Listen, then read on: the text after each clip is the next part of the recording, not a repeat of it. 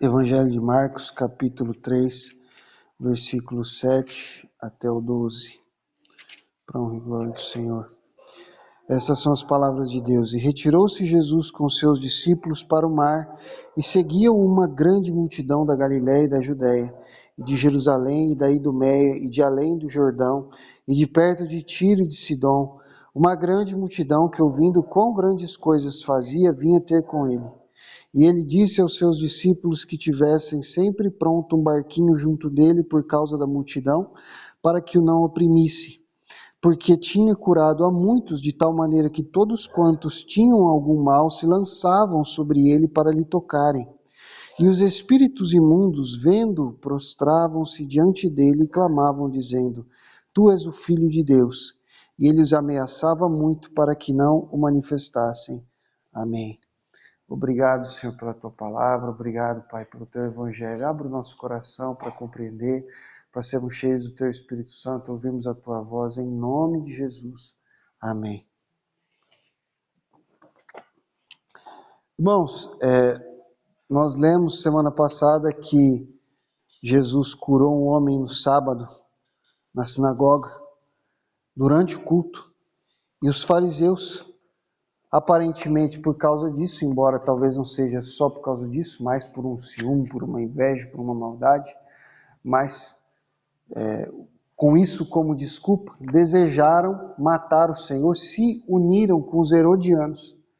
Os herodianos, irmãos, era um grupo, uma facção dentro do judaísmo que apoiava o rei Herodes, que era um rei edomeu, era um rei de Edom. Ele era um descendente de Esaú, não era um israelita.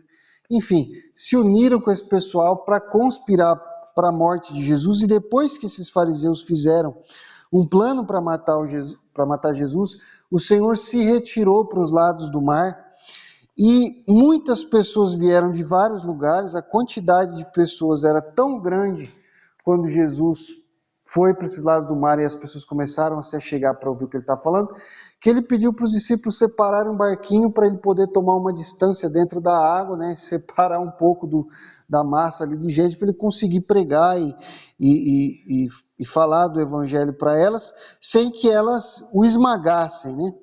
Na multidão que vinha para ouvir Jesus, tinha dois tipos de pessoas. Aquelas que vinham para ver o que Jesus fazia, porque elas tinham ouvido falar e queriam ver, porque se você soubesse que Jesus estava ali curando todo tipo de enfermidade, curando mesmo, não fazendo fantasia como muitos que têm pregadores que que eu faço, que eu aconteço, não faz nada. Não, estivesse ali curando, fazendo as pessoas realmente serem saradas, você provavelmente ia querer ir lá ver, né? Que coisa maravilhosa. Está ali um homem que realmente tem poder para curar e para libertar. E havia um outro grupo de pessoas que vinha ver Jesus, que era não de curiosos para ver Jesus curar alguém, eram os doentes, eles eram os desesperados que queriam ser curados.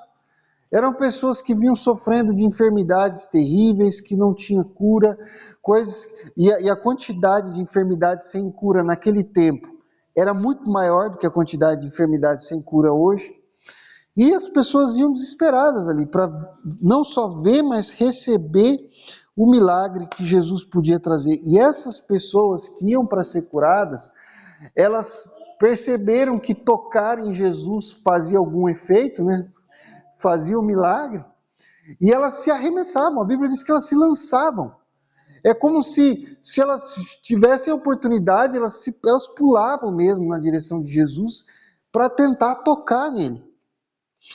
Agora, também havia dentro desses sofredores um grupo de pessoas que era possesso por espíritos imundos.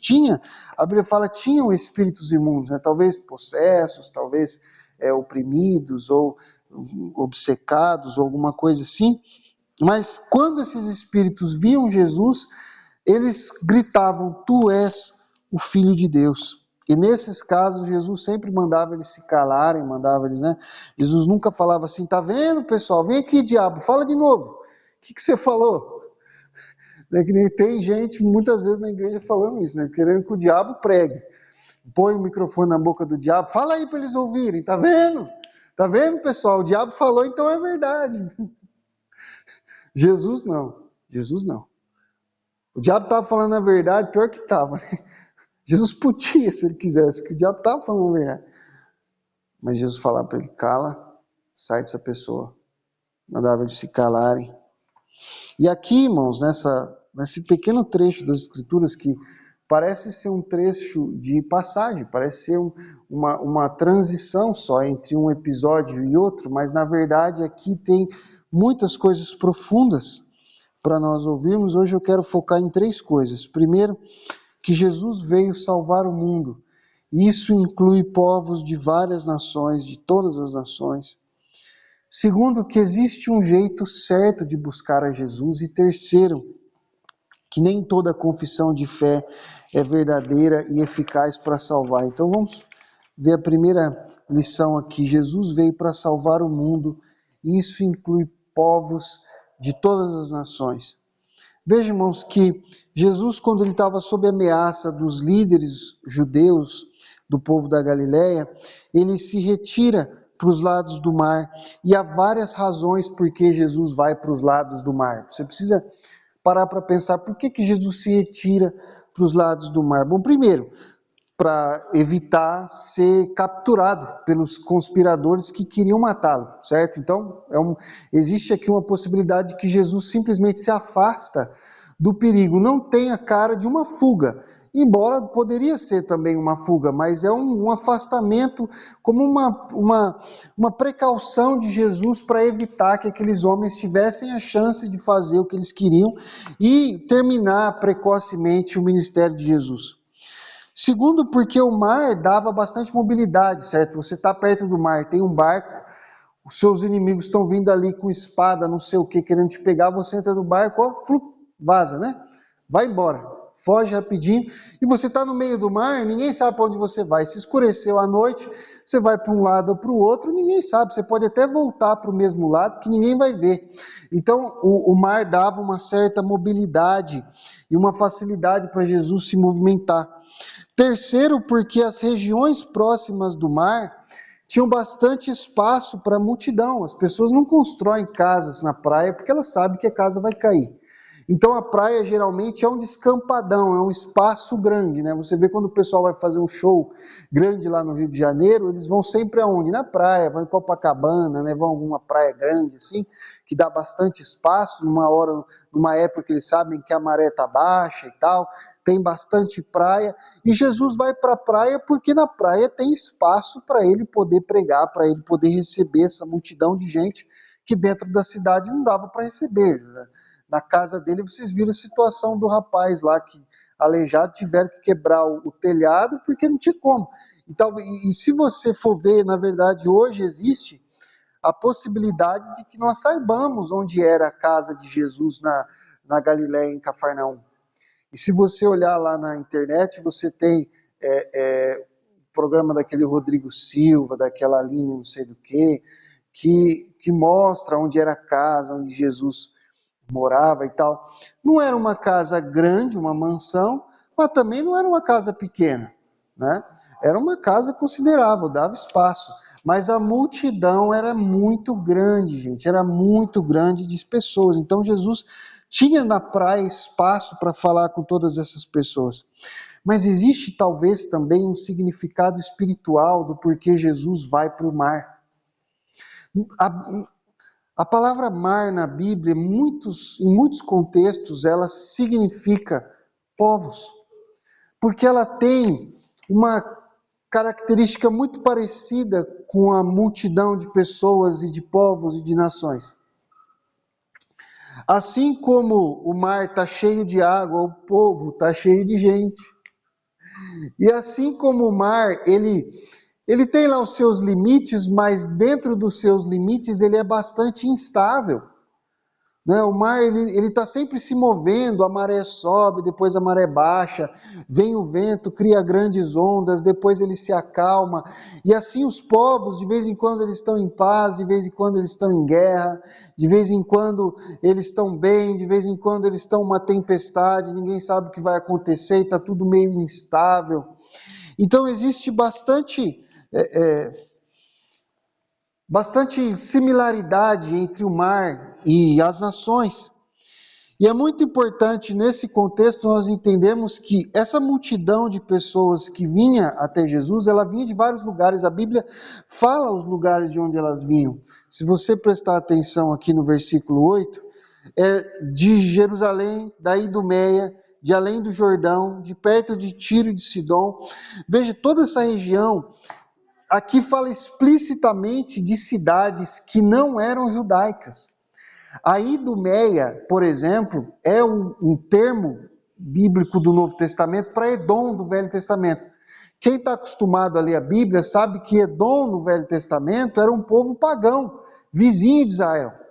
Idumeia é o nome grego para Edom hebraico. Então está falando claramente de uma região de pagãos, de gentios, de pessoas que não eram circuncidados, que não frequentavam o templo, que não levavam a família na igreja, que não amavam ao Deus Jeová, não eram cristãos, não eram crentes, não eram parte da igreja, eram pagãos que estavam vindo para ouvir Jesus. E ele fala inclusive de Tiro e Sidom. Tiro e Sidom são cidades que vocês conhecem, você que já lê a Bíblia, você já ouviu falar muito de Tiro e Sidom. Tiro e Sidom são cidades pagãs, não são cidades de Israel. São cidades de povos que não adoram Deus verdadeiro, são várias nações, não são só judeus que estão vindo ouvir Jesus aqui nessa praia. Então, essas pessoas, quando elas ouviram falar do que Jesus fazia, elas vieram em grande quantidade para se encontrar com o Senhor e entraram em Israel. E aqui começa um movimento que você olha nas Escrituras, sempre profetizado, sempre Israel sendo chamado a viver isso e nunca conseguindo. Porque em Israel, a força missionária é centrípeta, ela não é centrífuga. Quando você põe uma roupa para lavar, e aí termina de lavar, faz o enxágue, vem a centrifugação. O que é a centrifugação? A máquina gira, gira, gira, gira, gira, e a água é puxada do centro para as bordas. Então existe uma fuga do centro, correto? Por isso, centrifuga. Foge do centro. Uma força centrífuga é uma força que sai de um centro para as bordas. Uma força centrípeta é uma força que sai das bordas para o centro. Existe no trabalho missionário esses dois movimentos. Existe um movimento centrífugo de ide por todo mundo, pregar o evangelho a todas as nações e tal. E é esse movimento centrífugo. Mas existe também um movimento centrípeto. Quando Jesus fala, vinde a mim, vós todos que estáis cansados e sobrecarregados, e eu vos aliviarei. É aquele movimento o movimento centrífugo é o movimento do pastor que vai em busca da ovelha perdida. O movimento centrípeto é o movimento do pai que fica no portão esperando o seu filho pródigo voltar para casa. Essas duas coisas fazem parte, mas na história de Israel você percebe que a ênfase é centrípeta. As nações vêm a Israel. As nações vêm adorar o Senhor no templo. Existe no templo um átrio dos gentios, que é um lugar separado para os gentios irem conhecer a Deus. Eles não podem entrar mais além do átrio dos gentios, mas eles podem chegar até aquele átrio, que é o átrio onde os gentios, os pagãos, podem chegar. Então, Israel sempre teve esse movimento, mas nunca conseguiu cumprir esse direito. Sempre esses pagãos acabavam atraindo Israel para os seus deuses. O que você vê no Antigo Testamento é essa história se repetindo, vez após vez, após vez, após vez. O povo de Israel se arrepende, Deus perdoa, derrama graça, enche eles de bênçãos, eles vão lá, adoram outros deuses de novo, e aí vem mais invasão estrangeira, mais sofrimento, mais guerra, seca, gafanhoto, tudo que não presta. E depois eles se arrependem, aí Deus perdoa e tal. Só que nesse movimento sempre Israel acaba se deixando influenciar pelo que vem de fora e se enganando. Mas aqui, finalmente, está acontecendo o que tinha que acontecer. Esses pagãos estão vindo de fora se encontrar com o Deus de Israel, em Israel, no território de Israel, estão ouvindo o Evangelho, estão trazendo as suas doenças, as suas enfermidades e até os seus demônios. Porque pessoas que estavam viajando, e pensa bem, pessoal, isso aqui não tinha estrada, bandeirantes, não tinha carro viajando a 120 por hora. Essas pessoas estavam viajando a pé, de Tiro e Sidom, elas estavam viajando dias, talvez semanas, para ouvir Jesus. Elas estavam pagando pedágio, sofrendo o risco de ser assaltada, dormindo no relento. Você está entendendo? Dormindo no chão embaixo de arbusto. É isso que elas estão fazendo até chegar em Jesus. E até chegarem lá, elas estão doentes, elas estão endemoniadas, e elas estão trazendo tudo isso para esse centro. E chega lá, ao invés desses espíritos imundos que estão nelas contaminarem Israel, Jesus está limpando elas estão voltando para o seu país, libertas, sem demônio, salvas, adorando o Deus verdadeiro. A vida delas está sendo transformada.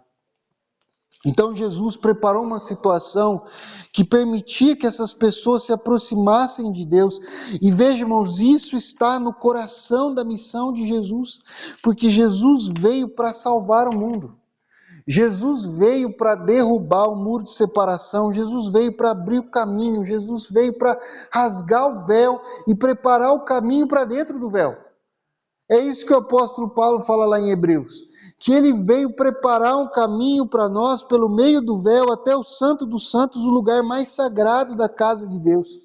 Então João Batista veio para preparar o caminho para Jesus, mas Jesus veio preparar o caminho para a nossa entrada, para a nossa salvação.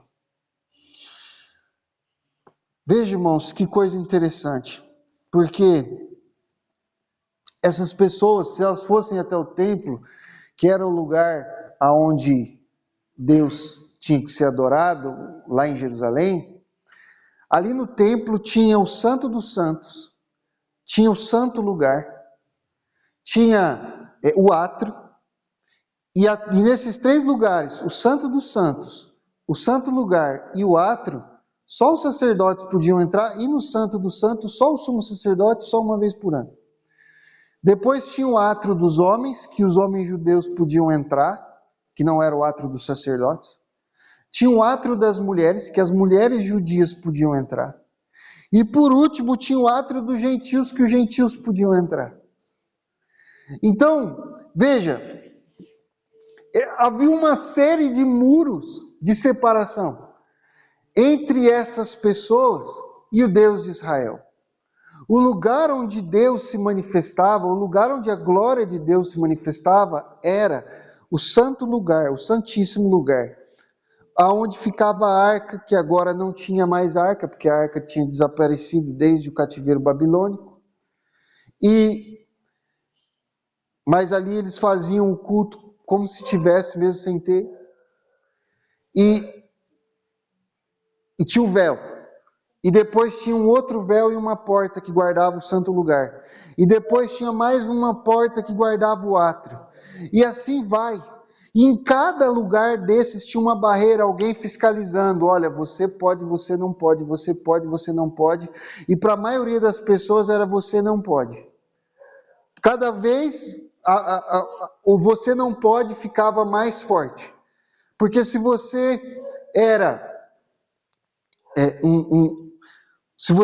era um gentil, você podia entrar no átrio dos gentios, era ali onde você podia, na próxima porta você já não pode. Mas as mulheres judias, os homens judeus, os sacerdotes e o sumo sacerdote ainda podem. Aí eles entram no átrio das mulheres. Ali a mulher judia ouvia, pode, mas no próximo átrio, o átrio dos homens, ela ouvia, não pode. Então quer dizer que cada vez o não pode ir aumentando, porque aqui não pode gentil, aqui não pode mulher, nem gentil, aqui não pode mulher, nem gentil e nem homem judeu, que não seja sacerdote. Aqui não pode é sacerdote, só sumo sacerdote. Então, cada vez o não pode ia aumentando, e aumentando, e aumentando. Então, o muro de separação era muito alto. Qualquer uma dessas pessoas dificilmente ia ter um encontro com Deus, porque elas não conseguiam se aproximar, e se ela passasse uma porta, era pena de morte. Se ela passasse duas, então morria duas vezes, né? Só não morria duas vezes que não dá, né? Senão a barreira de separação ia aumentando. Só que agora essas pessoas que vinham de longe para ouvir Jesus estavam na praia, na beira do mar da Galileia, ouvindo Deus encarnado. Deus saiu do santíssimo lugar e foi se encontrar com elas na praia, aonde elas podiam chegar. E veja, irmãos, que coisa extraordinária, que coisa maravilhosa, porque aqui você já vê a prefiguração do que ia acontecer. Jesus estava na praia do Mar da Galileia porque nas cidades a liderança judaica, não estamos falando do povo todo, no povo judeu havia gente que amava Jesus, queria o que ele tinha para falar, queria a vida dele, queria o bem dele, queria estar com ele, mas a liderança judaica, não, essa não queria, essa conspirou para matar Jesus. Então, por causa da rejeição dos judeus, Jesus vai para um lugar onde os gentios podem encontrá-lo. E aqui você vai encontrar esse mesmo padrão depois se repetindo, porque foi a rejeição dos judeus que fez com que Jesus fosse para a cruz. E depois da ressurreição, a rejeição dos judeus foi que fez o evangelho se espalhar pelo mundo todo. Foi quando os cristãos foram perseguidos em Jerusalém pela liderança judaica, quando eles mataram o primeiro mártir, que foi Estevão, que os cristãos saíram pregando o evangelho para todas as nações. Para você ver como que, no final das contas, foi para o nosso benefício que os judeus rejeitaram. E vai ser para o nosso maior benefício ainda quando eles receberem o Messias, porque a Bíblia diz que eles vão receber. Só que esse padrão ele já começa aqui, ser mostrado. Olha, a liderança judaica, ela rejeita Jesus, e Jesus vai para um lugar onde pessoas de todas as nações podem se aproximar de Deus. Então, irmãos, na igreja de Jesus, acontece algo que é diferente. Algo que é especial, algo que não tinha em lugar nenhum, e para falar a verdade, não existe em lugar nenhum, a não ser na igreja de Jesus Cristo. Jesus derrubou as barreiras raciais para alguém se aproximar de Deus. No Evangelho, na igreja de Jesus, tanto faz se você é judeu ou gentil, se você é branco ou negro, se você é bonito ou feio, se você é grande ou pequeno, se você é rico ou pobre, não faz diferença. Você é bem-vindo. Você é bem-vindo. Pessoas de todas as línguas e de todas as nações são bem-vindas na casa de Deus, no meio do povo de Deus. O apóstolo Paulo, além disso, ainda acrescenta que divisões, além de divisões raciais, no corpo de Jesus também não tem divisões econômicas, não tem divisões sociais, escravos e livres, donos de escravos, homens e mulheres, toda essa barreira é derrubada dentro da igreja de Cristo. Por quê, irmãos? Porque todo mundo na igreja de Cristo encontra o seu caminho até os pés do Senhor do mesmo jeito. Todo mundo é salvo do mesmo jeito, todo mundo recebe perdão de pecados do mesmo jeito, todo mundo nasce de novo do mesmo jeito, todo mundo recebe o Espírito Santo, tem vida eterna, céu, do mesmo jeito. O amor e a consideração dentro da igreja de Cristo são iguais para todo mundo que é salvo. Então nós não temos na igreja de Cristo barreiras para deficientes, para pessoas com necessidades especiais, para pessoas de qualquer raça ou de qualquer situação. Elas são bem-vindas na igreja de Cristo. Agora, existem diferenças entre as pessoas? É claro que existe. A Bíblia continua falando sobre várias diferenças, principalmente em papéis e funções do corpo de Cristo. Por exemplo, na Bíblia, espera-se que os mais velhos ensinem os mais jovens. Né? Espera-se que os mais experientes, tem versículos na Bíblia que falam para mulheres mais velhas explicarem para as mais novas, ensinarem para elas como serem boas esposas, como fazerem as coisas. Na Bíblia, os presbíteros mais velhos são responsáveis por ensinar a igreja. Tudo isso continua sendo uma diferença importante, claro, na igreja. Os mais ricos, eles têm o papel de socorrer os mais pobres nas necessidades. Paulo, por exemplo, levanta na igreja de Corinto uma oferta para levar para os irmãos de Jerusalém, porque os irmãos de Jerusalém eram pobres, estavam passando por grande necessidade, os irmãos de Corinto não estavam bem, tinham mais recursos. Então Paulo fala para eles, olha, façam com amor, mas façam, vocês têm que trazer esse recurso para socorrer esses irmãos nas suas necessidades. A Bíblia fala que os mais fortes na fé têm que suportar os mais fracos. A Bíblia fala que a esposa tem que se submeter ao marido. A Bíblia fala que a igreja tem que se submeter aos presbíteros. A Bíblia fala que os filhos têm que se submeter aos pais. São diferenças. E elas permanecem. Mas nada disso altera o fato de que todos nós somos iguais quando o assunto é salvação, perdão de pecados, remissão de pecados. Essa igualdade, ela não muda. Veja, no assunto da salvação nós somos perfeitamente iguais porque, primeiro, todos nós temos o mesmo problema. Todos nós temos o mesmo problema e o nosso problema não é a raça, não é o sexo, não é a posição social, o nosso problema é o pecado. É o mesmo problema para todo mundo. Todos nós fomos amados e resgatados pelo mesmo Cristo, na mesma cruz, no mesmo Calvário. O mesmo preço que Ele pagou por mim, Ele pagou por você, Ele pagou por todo mundo, foi a morte. Preço máximo. Então não tem diferenças por isso. Todas as pessoas também recebem esse benefício da mesma forma. Quer seja um bebê, quer seja um velho, quer seja um pequeno, quer seja um grande, não importa. É pela fé viva em Jesus Cristo que nós recebemos esse benefício. Nem sempre foi assim, mas agora é assim.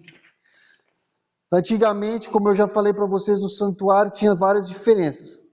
Agora, Deus escolheu um povo dentre todos os povos para ser o seu povo sacerdotal.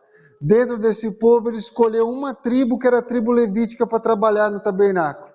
Dentro dessa tribo, ele escolheu uma família para ser a família sacerdotal, a família de Arão. Dentro da família sacerdotal, só um sacerdote era escolhido para ser o sumo sacerdote entrar. Não era aberto para todo mundo, não era o mesmo caminho para todo mundo. Dependendo de como você nasceu, naquele período, o seu caminho até Deus era diferente. Agora, para nós hoje, não, o caminho é um só para todo mundo. Você quer ser salvo, você quer entrar no Santo dos Santos, ter o encontro com Deus, veja só, precisa ser resolvido um problema que você tem. Qual é o problema? O pecado. Como é que resolve? Jesus pagou o preço na cruz. Como é que eu recebo? Pela fé viva no amor de Jesus Cristo. Só. É o mesmo caminho para todo mundo. Então, sim, Jesus ama todas as pessoas e oferece salvação e perdão de pecados a todas as pessoas, qualquer pessoa que se arrependa, qualquer pessoa que creia no Evangelho, qualquer um que realmente quiser, por meio da fé e do arrependimento, pode ser salvo, por causa do sacrifício de Jesus. Então, o que impede as pessoas, na verdade, de se aproximarem de Deus? Pode ser duas coisas, só duas coisas. Ou a pessoa não vem porque ela já ouviu, certo? E não quer, ela já entendeu e ela não quer. Ela ouviu o Evangelho, está claro para ela, mas realmente no fundo do coração dela, não é isso que ela quer. Ela quer mesmo é as trevas, é a escuridão, é a carne, é o pecado. Essa é uma situação. E a outra situação é quando uma pessoa não ouviu. E aí não tem como você saber se ela quer ou se ela não quer. Porque ela simplesmente não ouviu. Por isso que Paulo fala, como ouvirão se não há quem pregue? A pregação do Evangelho é absolutamente essencial para que a palavra de Deus chegue a esse grupo de pessoas que não ouviu. Agora, quando uma pessoa ouve o Evangelho e ela decide se aproximar de Jesus, existe um jeito certo. E esse é o segundo ponto da nossa mensagem. existe um jeito certo de buscar a Jesus. As multidões que chegaram para ouvir Jesus, irmãos, elas vieram afoitas. Sabe quando a pessoa vem com muita sede ao pote? E geralmente dá errado. Por quê? Porque a pessoa vai afoita e espanta, né? A pessoa afoita, ela espanta. Mas veja, você tem que entender também que muita gente dentro dessa multidão era sofredora e elas estavam com um desejo desesperado de se livrar daquela dor. Irmãos, é muito compreensível que uma pessoa doente queira ser curada e ser curada o mais rápido possível. Ainda mais quando é uma doença que causa muita dor, que causa talvez um constrangimento, que causa naquela pessoa uma separação, que ela não tem um convívio bom com a família por causa daquela doença. Pode até ser em alguns casos que a pessoa já tivesse quase morta. Talvez essa pessoa estava com pressa de tocar em Jesus, porque ela já estava no fim. Ela fala, se eu não for curada agora, eu vou morrer. Tá bom que Jesus podia até ressuscitá-la também, mas aí ela ficava naquela, né? E se eu não tocá-lo a tempo? Todos os mortos que Jesus tocou, ele ressuscitou. Que a gente tem na Bíblia o registro. Agora, essas pessoas que estavam prestes a morrer, é muito compreensível que elas, quando chegassem perto de Jesus, elas se lançassem, elas se arremessassem para tentar tocar nele. Também é compreensível que algumas pessoas estivessem muito profundamente atormentadas por demônios, também quisessem se livrar o mais rápido possível. Irmãos, uma pessoa sob uma... Eu só imagino que seria uma possessão, mas opressão todo mundo aqui já viveu. Você sabe o que é uma opressão maligna? E é uma coisa perturbadora. É uma coisa perturbadora, muitas vezes desesperadora. Saber que tem uma pessoa ali que pode te libertar, pode levar você ao desespero de chegar o mais rápido possível. Agora, o problema é que essas pessoas estavam vindo em um grande número e com uma pressa tamanha que corria o risco de elas esmagarem Jesus. Porque elas estavam vindo com tanta pressa que era capaz de elas pisotearem o mestre. Era capaz de elas lançarem ele no chão. Era capaz de elas quererem arrancar um pedaço dele para poder se curarem. Então, é claro que Jesus nunca ia deixar isso acontecer. Mas, se hipoteticamente Jesus não fizesse nada, eles poderiam fazer isso. Isso é fato, isso já aconteceu na história. Coisas parecidas com isso. Embora não, claro, com Jesus, porque Jesus é um só. Mas a multidão afoita já matou muitos heróis, né?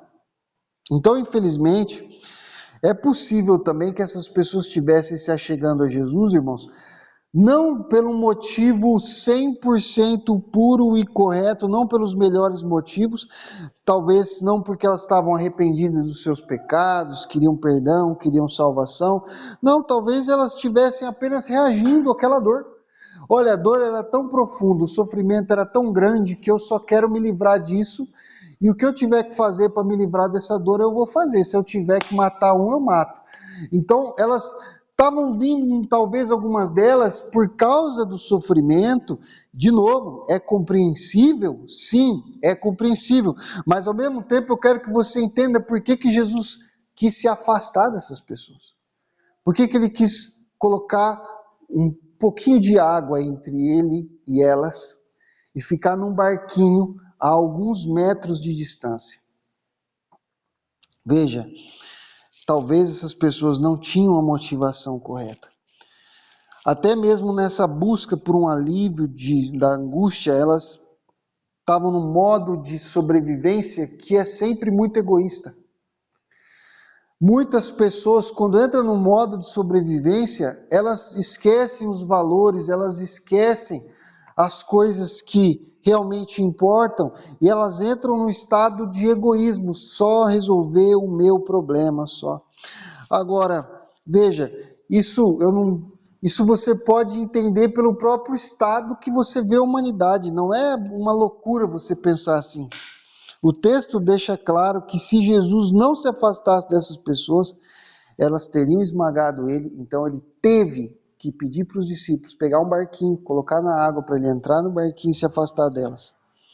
Agora tem um pai da igreja, o venerável Beda, que ele explica que isso significa como Jesus procura aquelas pessoas que estão arrependidas dos seus pecados, que têm uma fé verdadeira no amor de Jesus, que têm um terror pelo mal que elas fizeram e pelo preço que o Senhor teve que pagar para salvar elas, e que oferecem para o Senhor o seu arrependimento e a sua fé, mesmo sendo imperfeitos, mas de coração.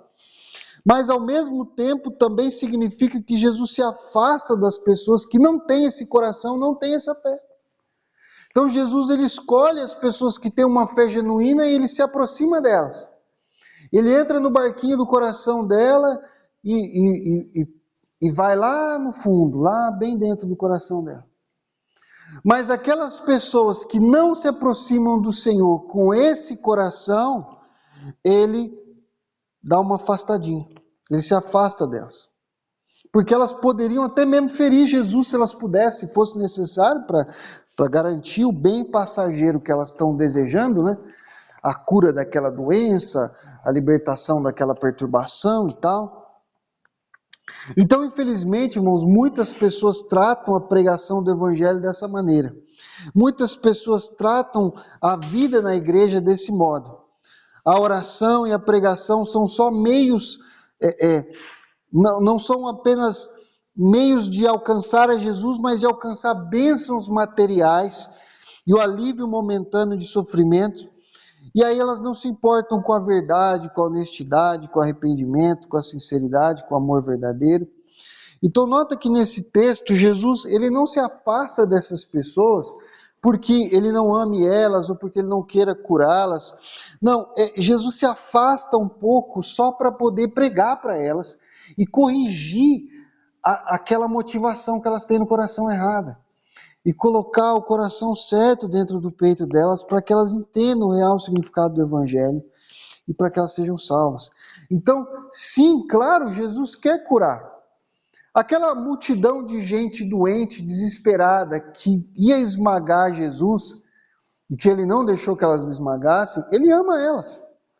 Ele se importa com elas, ele quer curar a doença delas, ele quer livrar elas daquele sofrimento, ele quer aliviar aquela dor que elas estão passando, mas ele quer dar muito mais do que isso, e elas precisam entender isso. Então, para que elas consigam entender isso, ele se afasta delas momentaneamente, para ter tempo, para ter espaço, para explicar a verdade para elas, para abrir a luz do Evangelho para elas.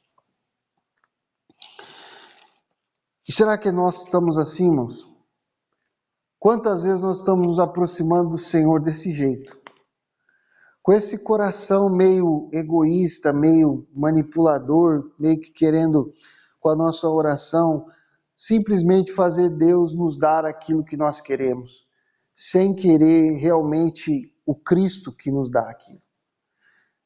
E é isso que faz Jesus, às vezes, se afastar de nós momentaneamente. Não porque Ele não nos ame, não porque Ele não queira nos salvar, não porque Ele não queira nos abençoar, mas justamente porque Ele quer.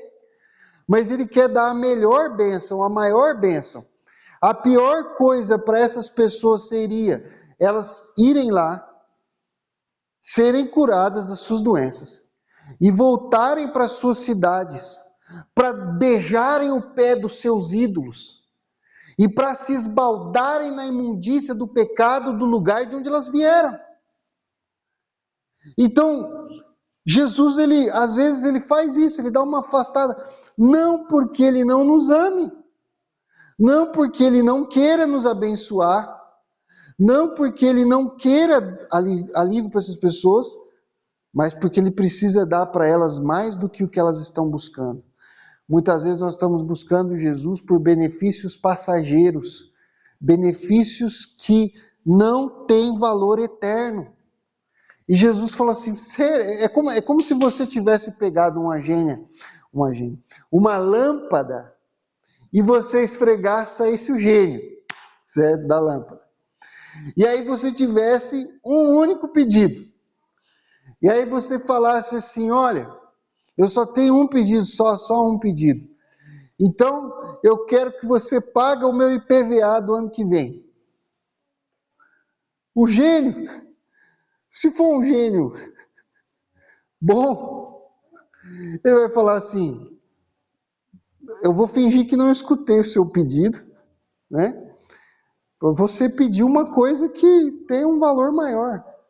Só que é claro que a gente sabe que Jesus não é o gênio da lâmpada. Isso é só uma ilustração para você entender. Jesus, ele quer te dar coisas que têm um valor muito maior do que só isso. Ele quer nos abençoar em todas as áreas da nossa vida, saúde, família, vida emocional, tudo, trabalho, tudo tem bênção, ele tem bênção para tudo. Mas o principal que ele veio para te dar é o perdão dos seus pecados, uma vida nova em Cristo, um coração transformado, um espírito novo. É isso que ele veio te dar, um coração transformado. Então, ele quer que você escute isso, que você pare para pensar nisso, para que quando ele fizer um milagre na sua vida e você receber talvez aquilo que você egoisticamente veio receber, você receba muito mais antes. E você volte para a sua cidade, você volte metaforicamente para a sua cidade, ou seja, para a sua vida, para o seu trabalho, para as situações, como uma pessoa transformada, não mais como aquele velho homem.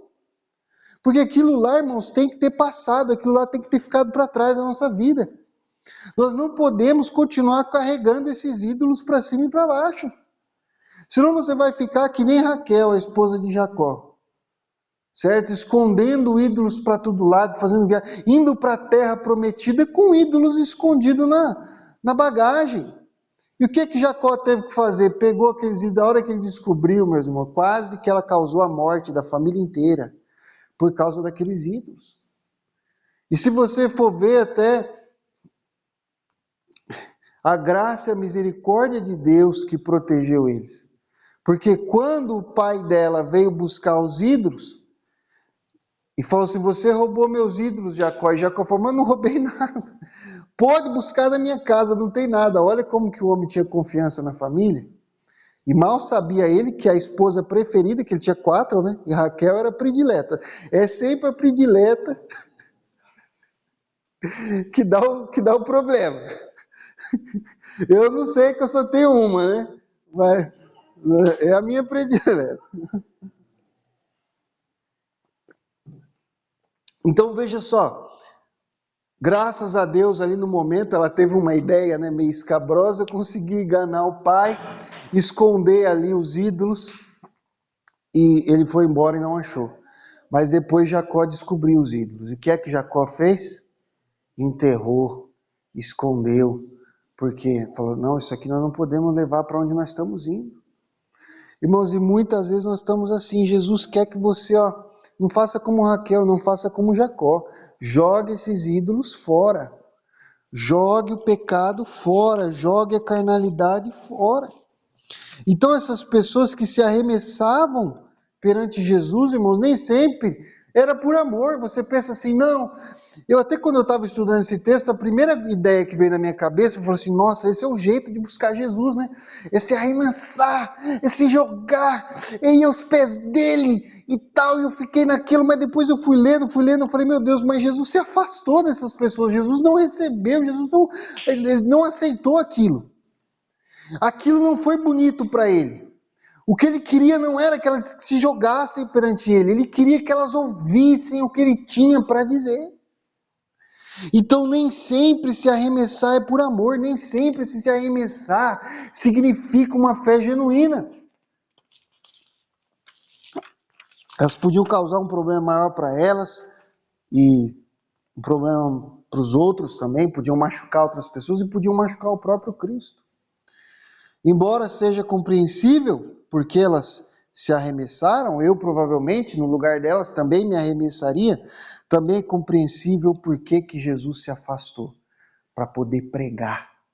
Ele se afastou para poder falar com a multidão. A Bíblia deixa claro, era para que ele pudesse falar e todo mundo ouvir o Evangelho. E aquela mensagem entrar no coração, porque lembra, irmãos, o Espírito está onde está a palavra. Se onde estiver a palavra, ali está o Espírito. Então Jesus quer que você ouça a palavra, que ela entre no seu coração e que a sua vida seja transformada por ela. Jesus deixa claro em outro texto, nenhum que venha até mim, de modo algum lançarei fora. Jesus não lançou ninguém fora. Jesus não vai lançar você fora, mas ele pode atrasar algumas coisas que você queria que elas acontecessem rápido na sua vida. Então alguém que estava doente ali, ficou esperando a mensagem acabar para poder ser curado depois. Por quê? Porque ele precisava ouvir o Evangelho. A mensagem precisa entrar no nosso coração. E muitas coisas que Deus vai fazer, irmãos, Ele vai fazer no tempo dEle, do jeito dEle. O que é o mais importante, o que é o essencial, é o que Ele quer fazer agora na minha vida. Me livrar das minhas cadeias de pecado, me livrar das minhas cadeias de iniquidade, arrancar a sujeira do meu coração, me dar um coração novo. É isso que Ele quer. Me ensinar a adorar o Deus verdadeiro. E aí, quando essa coisa estiver no lugar, no tempo dele, do jeito dele, na hora que ele quiser, ele vai fazer. Porque você pensa que Jesus fazia uma fila ou distribuía a senha para curar as pessoas? Como você acha que era esse processo? Como que funcionava quando alguém estava lá doente ou endemoniado lá no meio da multidão e Jesus ia curar essas pessoas? Quem era curado primeiro? Quem era curado depois? A Bíblia fala, por exemplo, que quando Jesus multiplicou os pães, ele mandou as pessoas se sentarem em grupos de números específicos e tal, para os discípulos irem distribuindo os pães e tal. Mas não é de se achar impossível imaginar que Jesus, em algum momento, ele pode ter simplesmente falado: ei, você aí, ó.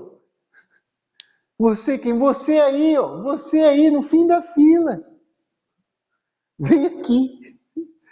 E quem estava achando que era o próximo, Janilson? Aí chegou a minha vez. Jesus falou: espera mais um pouco que eu vou atender o último da fila ali. Jesus é Jesus. Ele é Deus. Ele tem poder, ele tem autoridade, ele faz o que ele quiser, a hora que ele quiser. Mas a mensagem foi pregada para todo mundo. Todo mundo ouviu o Evangelho. E quem creu foi salvo. Quem creu foi salvo. Agora, essa questão é importante. Quem creu foi salvo. E isso nos leva para a terceira lição dessa mensagem. Nem toda confissão de fé é verdadeira e eficaz para salvar. Então, existe sim uma parte da fé, irmãos, que é uma confissão. E nós vemos isso claramente quando, por exemplo, Pedro confessa que Jesus é o Cristo, Filho do Deus vivo. E Jesus fala que aquilo era verdade. E que não foi a carne nem o sangue que revelou, foi o Pai que revelou para Pedro que Jesus era o Filho do Deus vivo.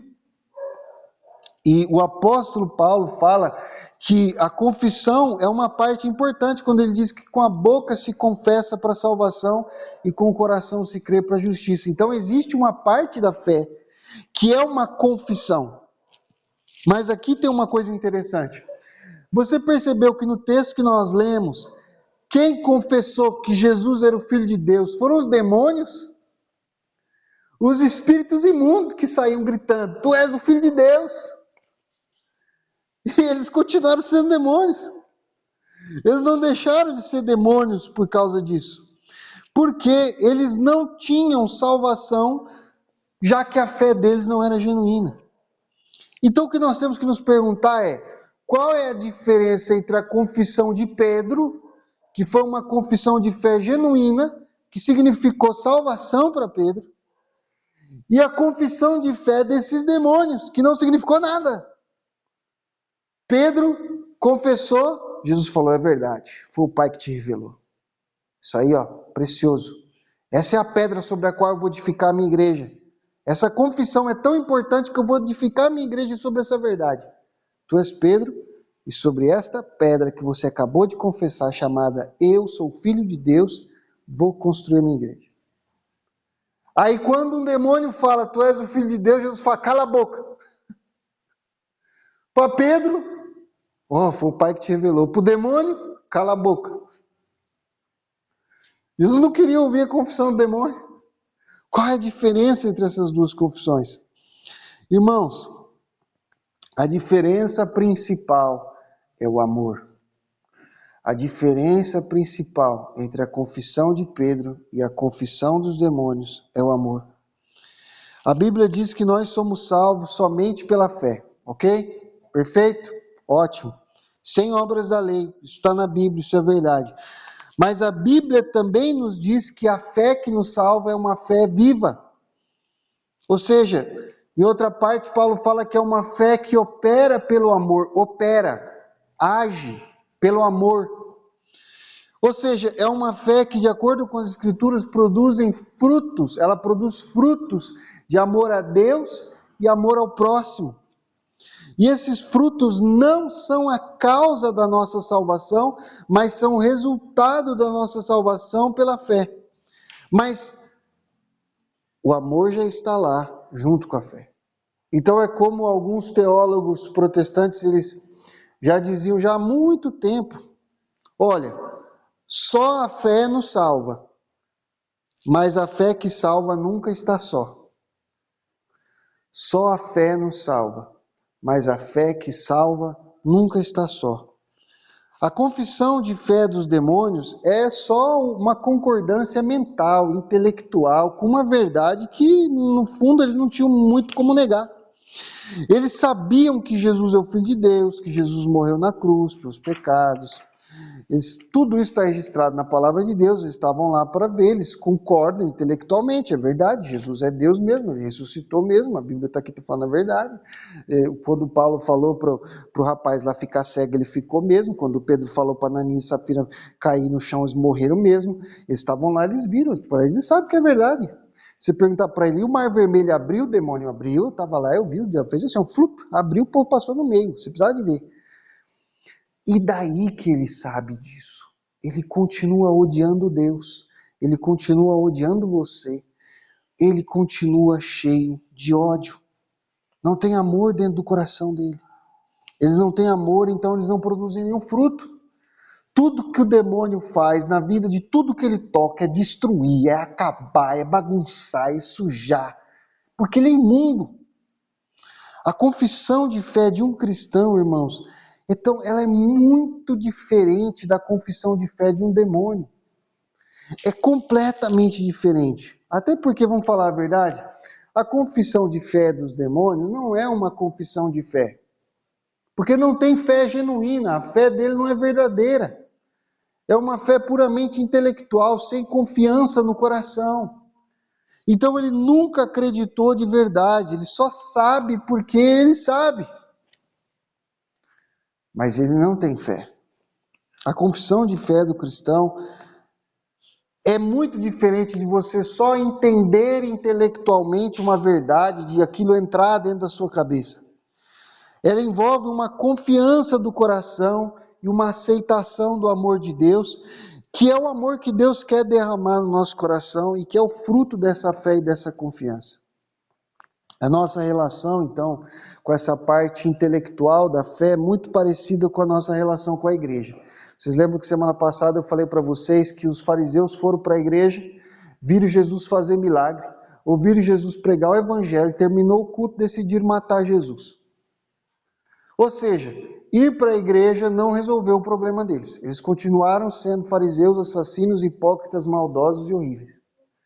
Ir para a igreja não resolve o nosso problema. Mas ir para a igreja não é desnecessário. É necessário, só não é suficiente. Então a questão intelectual da fé é parecido com ir na igreja.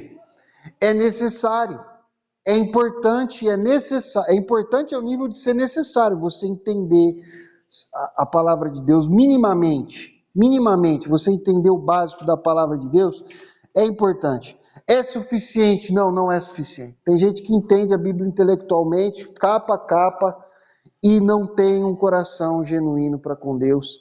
Não é suficiente. Precisa ter mais do que isso. Precisa haver mais do que simplesmente entender a Bíblia intelectualmente. Então essa situação dos demônios, ela nos mostra que como os fariseus crerem intelectualmente, embora seja necessário, não é suficiente. Então nós temos que ter um coração cheio de amor e de confiança na palavra do Senhor, o que é algo muito mais profundo e muito mais verdadeiro. Então vamos concluir isso daqui, irmãos, para a gente poder encerrar essa mensagem. Primeiro ponto, o que nós concluímos disso tudo? O que eu não quero que você esqueça, que você não vá para casa sem lembrar disso? Venha Jesus. Você é bem-vindo, irmão. Você é bem-vindo. Não importa qual seja a sua origem, sua história, sua conta bancária, a cor da sua pele, se você é alto, baixo, bonito, feio, pequeno, grande, forte, fraco. Venha Jesus. Ele veio para você. Ele quer te salvar, Ele abriu a porta do Santo dos Santos e Ele está te convidando. Venha até mim. Segundo ponto. Venha para Jesus. Não só para o que Jesus pode dar, mas venha para Ele. Nos termos dele. Com arrependimento, com fé, ouvindo o Evangelho, confessando os seus pecados, abrindo seu coração, lutando contra o pecado, lutando contra a carne. E terceiro, entenda que a fé verdadeira não é só uma questão intelectual.